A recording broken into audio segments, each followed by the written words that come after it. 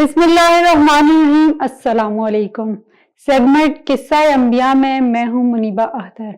آج قصہ انبیاء میں ہم بات کریں گے حضرت ابراہیم علیہ السلام کے بارے میں، آگ کا سرد ہو جانا اور پرندوں کا زندہ ہو جانا۔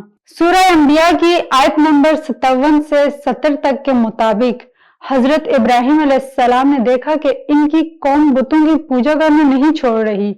آپ نے ایک دن موقع پا کر تمام بتوں کو توڑ دیا اور اس قوم کو بڑے بت کی طرف نسبت دیتے ہوئے کہا کہ اگر یہ بول سکے تو اس سے پوچھ لو۔ بت پرست آپ کی بات کا جواب نہ دے سکے، لیکن وہ اپنے اعتقادات سے پیچھے نہ ہٹے اور حضرت ابراہیم علیہ السلام کو بتوں کے توڑنے کے جرم میں آگ میں پھینک دیا۔ لیکن خدا کے حکم سے وہ آگ ٹھنڈی ہو گئی اور حضرت ابراہیم علیہ السلام صحیح سلامت باہر آ گئے۔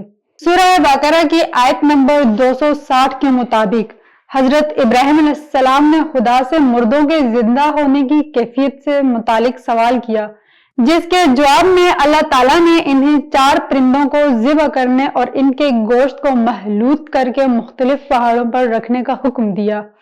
حضرت ابراہیم علیہ السلام نے ایسا ہی کیا۔